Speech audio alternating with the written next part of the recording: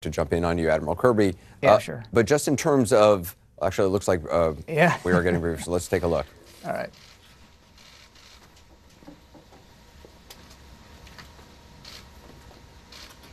Good evening, ladies and gentlemen. As the world knows, the Syrian people have suffered terribly under the prolonged brutality of the Assad regime. On April 7th, the regime decided to again defy the norms of civilized people, showing callous disregard for international law by using chemical weapons to murder women, children, and other innocents. We and our allies find these atrocities inexcusable.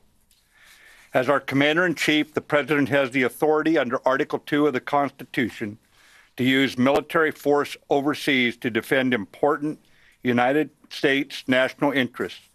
The United States has vital national interests in averting a worsening catastrophe in Syria and specifically deterring the use and proliferation of chemical weapons. Last year, in response to a chemical weapons attack against civilians and to signal the regime to cease chemical weapons use, we targeted the military base from which the weapons were delivered. Earlier today, President Trump directed the U.S. military to conduct operations in consonance with our allies to destroy the Syrian regime's chemical weapons research, development, and production capability. Tonight, France, the United Kingdom, and the United States took decisive action to strike the Syrian chemical weapons infrastructure. Clearly, the Assad regime did not get the message last year. This time, our allies and we have struck harder. Together, we have sent a clear message to Assad and his murderous lieutenants that they should not perpetrate another chemical weapons attack for which they will be held accountable. The 70 nations in the Defeat ISIS coalition remain committed to defeating ISIS in Syria. The strike tonight separately demonstrates international resolve to prevent chemical weapons from being used on anyone under any circumstance in contravention of international law. I want to emphasize that these strikes are directed at the Syrian regime. In conducting these strikes, we have gone to great lengths to avoid civilian and foreign casualties. But it is a time for all civilized nations to urgently unite in ending the Syrian civil war by supporting the United Nations-backed Geneva peace process. In accordance with the Chemical Weapons Convention prohibiting the use of such weapons, we urge responsible nations to condemn the Assad regime and to join us in our firm resolve to prevent chemical weapons from being used again. General Dunford will provide a military update. Hey, good evening. I'm joined by our French attaché, Brigadier General Montague, and our British attaché, Air Vice Marshal Gavin Parker. Secretary Mattis has just outlined the policy and legal framework for tonight's strike in Syria. I'll address the strike from the military dimension.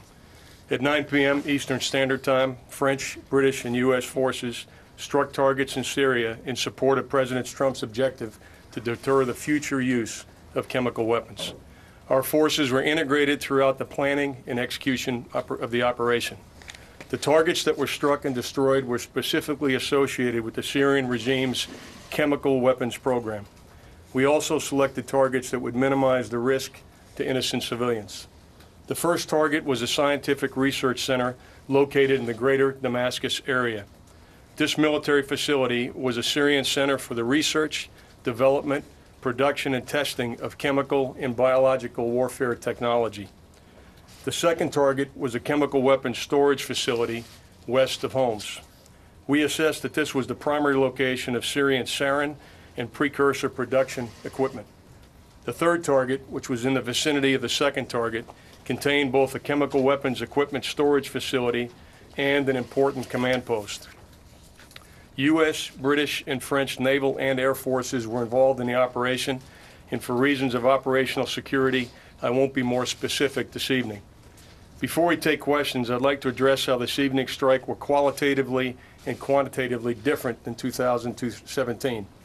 Last year, we conducted a unilateral strike on a single site. The focus was on the aircraft associated with the Syrian chemical weapons attack in April of 2017. This evening, we conducted strikes with 2 allies on multiple sites that will result in a long-term degradation of Syria's capability to research, develop, and employ chemical and biological weapons. Important infrastructure was destroyed, which will result in a setback for the Syrian regime. They will lose years of research and development data, specialized equipment, and expensive chemical weapons precursors. The strike was not only a strong message to the regime that their actions were inexcusable, but it also inflicted maximum damage without unnecessary risk to innocent civilians. And with that, the Secretary and I would be glad to take your questions. Mr. Secretary, first of all, did the U.S. suffer any losses initially? And more broadly, could you, the President in his remarks said that the U.S. and its allies are prepared to sustain this operation until the Syrians stop using chemical weapons. Does this mean that the U.S. and its partners will continue military operations beyond this initial operation tonight? That will depend on Mr. Assad should he decide to use more chemical weapons in the future. And of course, the powers that have signed the chemical weapons prohibition have every reason to challenge Assad should he choose to violate that. But right now, this is a one-time shot, and I believe that it sent a very strong message to dissuade him, to deter him from doing this again. The U.S. lost. We'll brief on that in the morning. We want to give you a full brief in the morning. Right now, we have no reports of losses. Thank you. Secretary Mattis, Chairman Dunford, thank you for doing that. Have you seen any retaliation from the Russians or the Iranians? And how long do you think this operation could last? Is it a matter of hours or days, or could go longer than that? Yeah, we did have some initial surface-to-air missile activity from the Syrian regime. That's the only retaliatory action that we're aware of at this time. And the nature of the operation, we've completed the targets that were assigned to the United States Central Command. Those operations are complete. General Dunford and also Secretary Mattis, could you talk a little bit more about your concerns that you've expressed earlier in the week about Russian escalation? General Dunford, were you able to talk to your Russian counterpart, General Gerasimov? What are your concerns about escalation? And if we're permitted to ask your British counterpart a question, I would like to know the sense of your government about whether the situation with the Skripals and the Russian involvement in that, how that Russian involvement played a role in your decision to enter this coalition this evening. Barbara, let me address the last point first. Our attachés were kind enough to join us this evening. They're not going to get out in front of their president and prime minister respectively, so that the national messages will be provided from their capitals here very soon. But with regard to the Russian concerns, we specifically identified these targets to mitigate the risk of Russian forces being involved, and we used our normal deconfliction channels. Those were active this week to work through the airspace issues and so forth. We did not do any coordination with the Russians on the strikes, nor did we pre-notify them. Mr. Secretary, it was just a couple of days ago that you said you're still assessing the intelligence on the chemical weapons attack, suspected attack. So at this point, do you know what the chemical was used in that attack? Was it sarin? Was it chlorine? And also, what is your evidence it was actually delivered by the Syrian regime? Say the last part again, Tom. What's your evidence it was delivered by the Syrian regime? Are you quite clear it was? I am confident the Syrian regime conducted a chemical attack on innocent people in this last week. Yes, absolutely confident of it. And we have the intelligence level of confidence that we needed to conduct the attack. As far as the actual chemical used, do you know what it was? Was it nerve agent? Was it chlorine? Do you have a sense of what it was? We are very much aware of one of the agents. There may have been more than one agent used. We are not clear on that yet. We know at least one chemical agent was used. I just want to clarify on the deconfliction line. You notified the Russians ahead of time before the operation began what you were going to do and what targets you were going to strike? Gordon, to be clear, the only communications that took place specifically associated with this operation before the targets were struck was the normal deconfliction of the airspace, the procedures that are in place for all of our operations in Syria. General Dunford, you mentioned that the Russian or the Syrian air defenses had engaged. The Syrian state TV is saying they shot down 13 Tomahawk missiles. Can you refute that? Jennifer, I can't tell you the results. We literally, as you know, the time on target was about an hour ago, and we came straight up here to give you the best information we have right now. Tomorrow morning, as the Secretary will talk about in a minute, we'll give you the more detailed operational update and some of the details, but those details aren't available to us right now. This wave of airstrikes is over. This wave of airstrikes is over. That's why we're out here speaking to you now. Secretary Mattis, I just wanted to follow up on what you said about the legal basis for this strike. Could you talk a little bit more about that? Because in your testimony the other day, it sounded like you were saying that this a potential strike would somehow be linked to self-defense and the presence of American forces in Syria. Can you say a little bit more about that? And also, regarding whether or not there will be future action or additional strikes, you said that it would depend on whether or not the Assad government conducts future chemical attacks, but can you explain a little bit more about what would be the threshold for that? Because there were repeated chemical attacks between the April 2017 attack and today, and would you consider a small-scale chlorine attack sufficient to launch additional strikes? Right now, I will just tell you we're in close consultation with our allies. We review all the evidence all the time. It is difficult, as you know, to get evidence out of Syria, but right now we have no additional attacks planned. But as far as the legal authority under the Article 2 of the Constitution, we believe the President has every reason to defend vital American interests, and that is what he did here tonight under that authority. Hi, sir. A couple questions for General Dunford. What were some of the targeting considerations or difficulties involved with going after chemical facilities? How long did the operation take to plan? And for Secretary Mattis, last year's strikes were described as proportional, moderate. How would you describe this year's in contrast to that? Yeah, Tony, we chose these particular targets to mitigate the risk of civilian casualties, number one. We chose these targets because they were specifically associated with the chemical program, the Syrian chemical program. And obviously, when we take a look at target planning and so forth, we look at the location relative to other populated areas, collateral damage, proportionality. So these targets were carefully selected with proportionality, discrimination, and being specifically associated with the chemical program.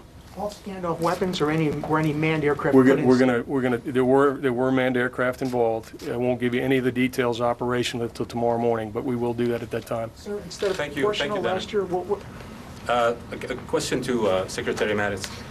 So up until yesterday, and I'm going to quote you here, you said, "I cannot tell you that we have evidence." So when did you become confident that a chemical attack happened? And the second one... Yeah, yesterday. Yesterday, after you said that. Yes. And then second, you talked about targeting the chemical weapons infrastructure of Al-Assad. If there were actually any chemical weapons or agents in those facilities that you targeted, I assume they would create health hazard in the region or not? Yeah, we don't believe. We did very close analysis. As the chairman pointed out, we did everything we could in our intelligence assessment and our planning to minimize to the maximum degree possible any chance of civilian casualties. We're very much aware this is difficult to do in a situation like this, especially when the poison gas that Assad assured the world he had gotten rid of obviously still exists. So it is a challenging problem set, and we had the right military officers dealing with it. So you can confirm there's going to be no leak into the air? Or of course not. We'll do our best. Chairman Dunford, when the surface-to-air defenses engaged, did they become a target, and did U.S. air power or other assets take out those targets? Yeah, Tara, I'm not aware of any response that we took right now. Again, we'll gather overnight. As you can imagine, we tried to leave the United States Central Command alone here tonight. They were quite busy. We'll, through the night, gather the operational detail, and we'll be back tomorrow morning to provide that to you. Yeah, Secretary Mattis or Chairman Dunford. Last year, you changed the force protection levels for the Syrian troops that were U.S. troops that were in Syria. There are 2,000 U.S. troops in Syria. Have you changed force protection levels based on potential responses from Russia? Yeah, Hans, as you can imagine, the commander always takes prudent measures, especially in an environment that we're in tonight. So they did make adjustments. And just to be clear on the deconfliction line, you told them that you're going to be operating in airspace, but you didn't tell them, the Russians, what the targets were? That is absolutely correct. We used the normal deconfliction channels to deconflict the airspace that we were using. We did not coordinate targets or any planning with the Russians. What was their response, sir? That information was passed at the operational link from the Combined Air Operations Center in Qatar, so I wasn't on the line. But that kind of information, just to put it in perspective, is passed routinely every day and every night. So they may not have found anything unusual about that particular airspace deconfliction. Thank you so much, Katrina Manson from the Financial Times. Can you talk a little bit about any Iran targets that you initially, Iran-associated targets that you initially considered, and why you may have not gone for them? And could your colleagues explain exactly the sort of contribution that you've made to tonight's operation? Again, our allied officers are here out of respect for the fact that they were part of the mission from planning all the way through to the political decision taken. And once their heads of state speak tomorrow, then that'll be the initial statement from those capitals. But as far as any other targets, we looked at targets specifically designed to address the chemical weapons threat that we have seen manifested. The whole world has watched in horror these weapons being used. Those were the only targets that we were examining for prosecution. Mr. Secretary and General Dunford, you mentioned 3 target areas that were struck. How can you be sure that from now on these are all of the target areas or all of the involved production facilities for chemical weapons that the Syrians are using? And do you believe that there are additional locations where they are producing such materials? This is a great question. We had a number of targets to select from, and again, we did not select those that had a high risk of collateral damage and specifically a high risk of civilian casualties. And so the weaponeering, back to the earlier question, the weaponeering was done, the modeling was done to make sure that we mitigated the risk of any chemicals that were in those facilities and mitigate the risk of civilian casualties. So were there other targets that we looked at? There were. We selected these specific targets both based on the significance to the chemical weapons program as well as the location and the layout. Thanks. Secretary Mattis, it seems like this strike tonight was pretty limited, not too dissimilar from last year. I know it was three targets this time instead of 1, but it still seems a little bit more targeted and more specific than what I think a lot of people were expecting. Can you walk us through your decision to, did concern about escalation with Russia affect your decision to keep this more targeted? And moving from there, how much assurance can you give us that this is going to do what the strike last year didn't do, which is basically to stop President Assad from using chemical weapons again? Nothing is certain in these kinds of matters. However, we used a little over double the number of weapons this year than we used last year. It was done on targets that we believed were selective to hurt the chemical weapons program. We confined it to the chemical weapons type targets. We were not out to expand this. We were very precise and proportionate, but at the same time, it was a heavy strike. Mr. Secretary, prior to the attack, how important was it to get the support from the allies, not only from an intelligence point of view, but also just from the countries themselves? It's always important that we act internationally in a unified way over something, especially that is such an atrocity as this, that we've observed going on in Syria. But I would also tell you that these allies, the Americans, the French, the British, we have operated together through thick and thin, through good times and bad. And this is a very, very well integrated team. Wherever we operate, we do so with complete trust in each other, the professionalism, but more than that, the belief that one another will be there when the chips are down. So it's important, and it's a statement about the level of trust between our nations. General Dunford, could you just let us know whether the Syrians were able to hide a lot of these chemical weapons in the last several days, since there's been so much talk about a possible strike? Did that give the Syrians time to kind of move some of these weapons off limits? And then Secretary Mattis, just to confirm earlier when you were saying you had information about one of the chemicals, but we're all assuming that means chlorine, that you had information confirming chlorine, but not necessarily sarin. If you could just clarify that part. Yeah, Phil, the first question, I'm not aware of any specific actions that the Syrians took to move chemical weapons in the last couple of days. Yeah, we're very confident that chlorine was used. We are not ruling out sarin right now. General, I'd like to follow up on Lewis's question about the targets that you first examined and then triaged down to the 3 tonight. It sounds like you went after facilities and not the actual weapons, as indicated earlier, to minimize accidental risk to civilians. In the targets that remain, could you characterize perhaps the ability for Syria to ramp up again and again have chemical weapons? Yeah, I think it's too early to make that assessment. It's too early to make that assessment right now. The last question, Joshua. Thank you. General Dunford, did any Russian defenses engage U.S., British, or French ships or missiles? And Secretary Mattis, were any of the strikes tonight intended to kill Bashar al-Assad?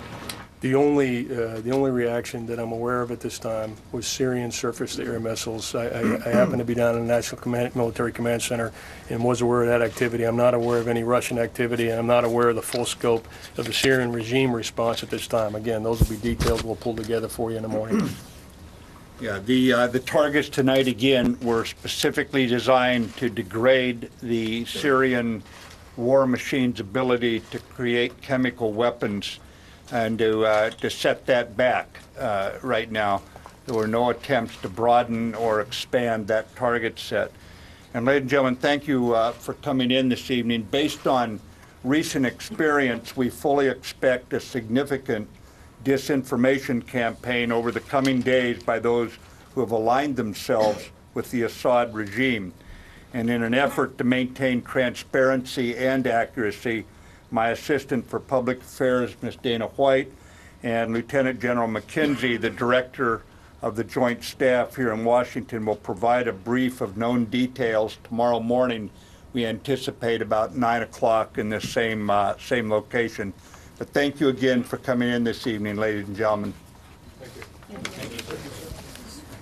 So there you go. You have been watching the Pentagon briefing there given by the Chairman of the Joint Chiefs, General James Dunford, and the Defense Secretary, General James Mattis, at the Pentagon, updating America and the world really on the airstrikes that have now landed in Syria at this hour. A couple of things before we get to our folks who are following this story, including our man on the ground there in northern Syria. The General James Mattis started by saying that the people of Syria has suffered terribly under this Assad regime, and then talking about the atrocities, saying the atrocities were unacceptable, also saying that they were taking as much precaution as possible so that civilians would not be hit. He said that he is confident that chlorine gas was used, but not sure about sarin, saying they used double the weapons this year as last year. As you remember, there was an airstrike on Syria this time last year as well. Said that they were very precise, they were proportionate, but it was a heavy strike. Lots to get to, lots to talk about in the coming hours here on CNN as the airstrikes have now hit Syria. I want to get to CNN's Jim Sciutto, also Pamela Brown at the White House, and Nick Payton-Walsh, as I said, who is in northern Syria. I'm going to begin now, though, with Jim. Jim, we heard Secretary Mattis talk about targets tonight and what the goal of this strike, what the goals are. Tell us about that. Don, we learned a lot in that briefing from Mattis and Dunford, the chairman of the Joint Chiefs of Staff. First of all, Mattis made very clear, he said this was a one-time shot, a limited one-night strike purely on chemical weapons facilities. That is not what the president said moments before Mattis went to the podium. The president described a sustained U.S. response to the Assad regime's use of chemical weapons. How do you reconcile those two statements? It's possible that you do, because Mattis did say that if these weapons were to be used again, there would be a response. But in terms of this strike, it's a one-time shot, and that appears to be different than the way the president characterized it earlier. when you look at the target struck, it was purely about chemical weapons. It was not about going after the regime, trying to weaken the regime. Mattis made very clear that this was directed at Syria, the Syrian regime, and not Russia. That key, because Mattis, as we know, in the debates leading up to this decision tonight, had been concerned about escalation that might bring the U.S. into conflict with the many Russian forces on the ground there. The final point I would make is this. It's remarkable to hear from Mattis, for him to say that very confident that chlorine gas was used, that we knew, and that's been used dozens of times over the course of the past year without any U.S. response. No definitive answer on a nerve agent or sarin gas. In fact, he said, we're just not ruling it out. I mean, that's a remarkable step behind from where it felt like the evidence was going this week, and what seemed to be the standard for a U.S. strike here, what distinguished this use of chemical weapons was that it appeared that a nerve agent was used. But Mattis saying that more than a week after this attack happened, simply just not ruling it out. That's interesting. They clearly don't have the evidence standard that they had set out early on as distinguishing this attack. And that raises this question going forward, Don, because if they have said that the next time the Assad regime uses these weapons, the U.S. will give a military response. Look at the past year. Chlorine gas has been used by this regime dozens of times over the course of the past year. Does that mean the U.S. is going to respond militarily to each one of those? You know, you could say the administration has set something of a red line here that's going to be tested going forward. Well, and Jim, he did say, so this is a one-time shot right now to dissuade him, meaning Bashar al-Assad, from doing it again, but also indicating that, saying it's a one-time shot to dissuade him. Dissuade meaning if he doesn't do it, then there's a possibility of more strikes. Again, you mentioned Russia. And he said that explicitly. He said a one-time shot unless they see the use of this kind of weapons again. Again, yeah. And you mentioned Russia. He said no coordination with the Russians, nor did we pre-notify them. And I want to get to Barbara Starr now. Barbara, I think it's important to point out, Jim talked about the kinds of weapons used and the types of facilities that were targeted. A scientific research center in the Damascus area where he believes that they were testing chemicals. A chemical weapons storage facility west of home, he said, where they believe sarin gas may have been stored there. Chemical weapons storage facility and so on. 3 different targets, all relating to chemical weapons. Don, what is so extraordinary is what you just mentioned, that they went downtown Damascus essentially and struck a target in Damascus associated with Bashar al-Assad's chemical weapons research capability. Damascus is a city, and the other location you mentioned, Homs. This is an area of Syria that is heavily defended by both Syrian and Russian air defenses. They did mention that they saw some activity by Syrian air defenses. We will learn tomorrow whether any of the Allied missiles were potentially, in fact, shot down by those air defenses. But the U.S., the Allies, have not gone to Damascus in the past. That is something that is very new. On the question of whether they will do this again, the president talked about the potential for a sustained response, but he was not specific on whether he meant a military response. So the secretary stepping in and saying tonight that this is where it stands. This is complete unless Assad uses chemical weapons again. I suspect this is an effort to tell the American people that they are not entering a new war against this Syrian regime at this point, but reserving the capability to go after this again. Again, very, very focused on Assad's chemical weapons capability. That is clearly what they wanted to go after.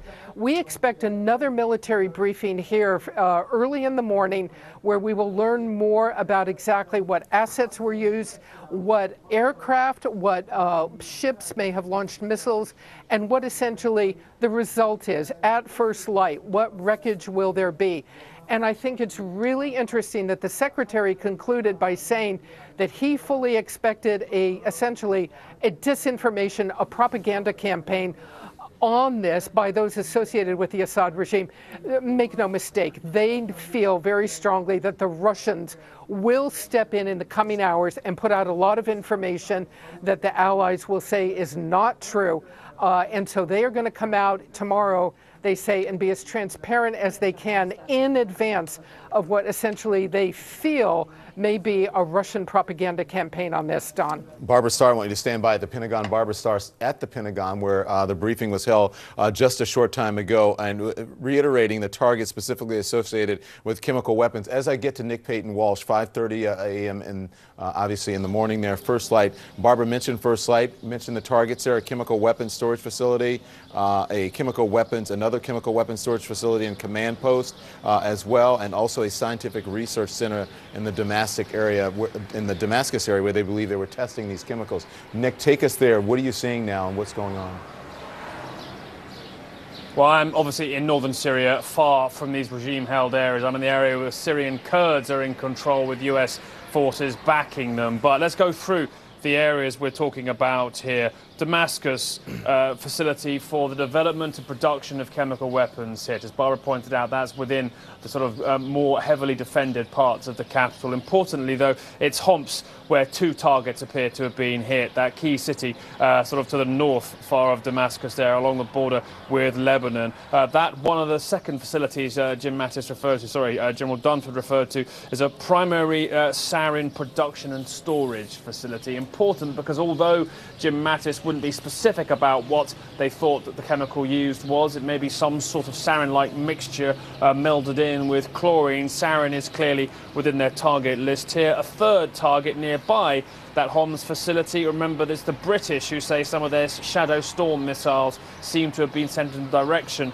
of Homs. The third target was also a command post, as well as being involved in the production and storage of chemical weapons too. There have been some social media reports hinting at maybe Qusair being one of those possible targets here. A lot of other things on social media and in media reports, lodged to the state media from eyewitnesses too, suggest things may have been hit as well that are outside of the limited target list mentioned by Secretary Mattis and General Dunford there. But that, of course, is the confusion of perhaps anti-aircraft rounds being involved, maybe explosions reverberating off hillsides and sort of depending on the geography of where you are. So a lot of information coming around here now. Syrian state television has claimed that some of the attacks on Homs were in fact thwarted. Now, Secretary Mattis referred to, General Dunford it was, referred to surface-to-air missile retaliation by the regime being noted by then. But I have to point out here, Don, from the moment in which we first heard eyewitness reports in Damascus while Donald Trump was speaking of first explosions, to the moment in which Jim Mattis said it was over, was an hour and 10 minutes. So an incredibly small 70-minute window for these strikes to occur. A lot of the places I've been talking to you about too historically appear to have been reported to have been hit in the past, often by Israeli jets who've had a lot of sorties into Syria over the past years, taking out specific threats that concern them.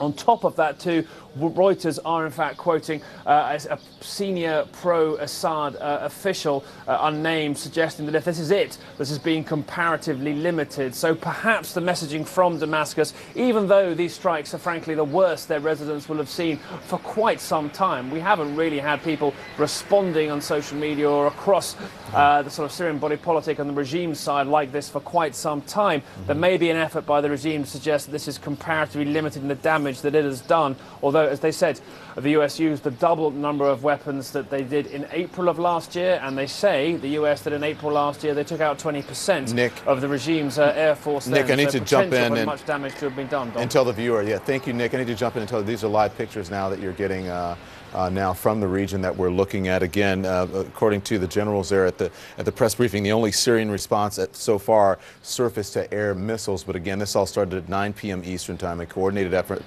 between France, Britain, and the United States. Again, targets specifically, they say, associated with the chemical weapons. They believe that are still there. Bashar al-Assad promised those chemical weapons would be gone, but as the general said, obviously not. They have confirmation, they believe, that he used chlorine on innocent people. He conducted chemical attacks on innocent people. Nick is standing by in the region. Meantime, I want to get to Washington now. Pamela Brown is standing by. Pamela, the president addressed the nation tonight to explain this attack. He talked about a sustained attack. That's not what Secretary Mattis said. Secretary Mattis said, this one-time attack now, unless Bashar al-Assad does not get the message. That's clear. There seem to be differing messages there from what we heard with the president saying that the U.S. is prepared for a sustained response, and from Secretary Mattis saying that essentially for now this operation is over with. And when you look at the backstory of this week leading up to today, it helps paint a clearer picture of why that is. The president throughout this week has been pushing for a stronger campaign, a more muscular response, Don. On the other hand, Secretary Mattis and other Pentagon officials have been more reticent for that, because their concern has been if it's not a calibrated response, then it could bring the U.S. in direct conflict with Russia, and that's the last thing that they want. Now, that said, Don, this is certainly a more robust, coordinated effort in terms of strikes against Syria than what we saw last year. As Secretary Mattis said, we struck harder compared to last year, where there was one target. There are multiple targets this year. He said around double the number of weapons were used in this case. I can say one of the questions raised tonight is the lack of congressional approval. That is something that people are discussing. The president himself in August of 2013 criticized President Obama, saying he must get congressional approval before attacking Syria. Big mistake if he does not. That didn't happen, though we are told that White House officials, other administration officials did alert leaders on Capitol Hill of what would be happening here. Also, you have Congresswoman Nancy Pelosi, others coming out raising questions about the strike, saying this is not a comprehensive strategy on Syria. Certainly there are questions when you hear the president say on one hand we are prepared to do a sustained strike, and on the other a sustained response, and on the other hand saying that we will not have a definite presence in Syria. That is not something we want. It does raise the question of what the overall strategy is there in Syria, but certainly this is the Trump administration's second direct military engagement with the Assad government. Don? All right, Pamela Brown standing by at the White House. Pamela, we will get back to you in the coming minutes here on CNN. We're following the breaking news out of Syria, the Pentagon holding a press briefing just moments ago. Also, the President of the United States first announcing these airstrikes on Syria, talking about Russia, specifically calling out Russia, saying that Russia must decide if it will continue down this dark path, adding that hopefully someday we'll get along with Russia and Iran, but adding maybe not. Also, Russia calling on Iran and Russia specifically, asking them what kind of nation they want to be associated with the mass murder of innocent men, women, and children. Also saying that they will be judged by their company, by the company they keep. I want to get now to Jim Sciutto, back to Jim Sciutto in Washington. Jim, the Russians have just responded to the strikes. What have you heard? That's right. This coming from Russia's ambassador to the U.S., Anatoly Antonov, and he says the following: the worst apprehensions have come true. Our warnings have been left unheard. A pre-designed scenario is being implemented, he says. Again, we are being threatened. We warn that such actions will not be left without consequences. He continues, all responsibility for them rests with Washington, London, and Paris. Of course, the three countries that participated in these strikes. Insulting the president of Russia is unacceptable and inadmissible. That apparently, Don, a reference to the president's tweet earlier this week. The U.S., the possessor of the biggest arsenal of chemical weapons, has no moral right to blame other countries. So quite a strong pushback, as you would expect there from Russia. I should note again that you heard from Defense Secretary Mattis that this strike was directed purely at Syrian forces, and he made a point of saying that this was directed at Syria, not at Russia. We know that Mattis had concerns that he expressed to the president about how an attack like this, if larger or under any circumstances, risks an escalation with Russia, which has an enormous military presence in Syria. And you're seeing some of that response here. I will say, Don, I think you should be prepared for, in the coming days, Russia to attempt to take advantage of the U.S. Granting that it doesn't have hard proof of the use of a nerve agent here. Russia likes to find fissures like that. It likes to take advantage of questions like that, and therefore question the overall justification for the U.S. attack. They're very skilled, as we know at times, at information warfare, and I wouldn't be surprised if they try to take advantage of that for propaganda purposes going forward. Jim, quick note to you and quick response. Also, they're making it plainly clear there was no coordination with the Russians, nor did they pre-notify them. That's exactly right. I mean, he did say, Mattis, that there was communication between deconfliction channels, which they have set up, you know, a hotline, as it were, between U.S. and Russian forces there, so that U.S. forces don't get in close proximity to Russian forces, so they don't end up shooting at each other. But no courtesy advance warning of this, purely deconfliction, so no discussion or commiseration in advance of this attack. He also called out, Jim, the Russian promise that in 2013 that they would guarantee the elimination of Syria's chemical weapons, and also Mattis in that press briefing as well. That's right, and a fair thing to do, and probably you can imagine the president calling out, in effect, the Obama administration for the deal made following that previous use of chemical weapons, when President Obama at the time considered a military response, backed off that red line, developed this deal with Russia, the OPCW, others, to remove all the chemical weapons. It is very clear that all the chemical weapons were not removed, because we've seen the Syrian regime use them repeatedly since then. Jim Sciutto, stand by. I want to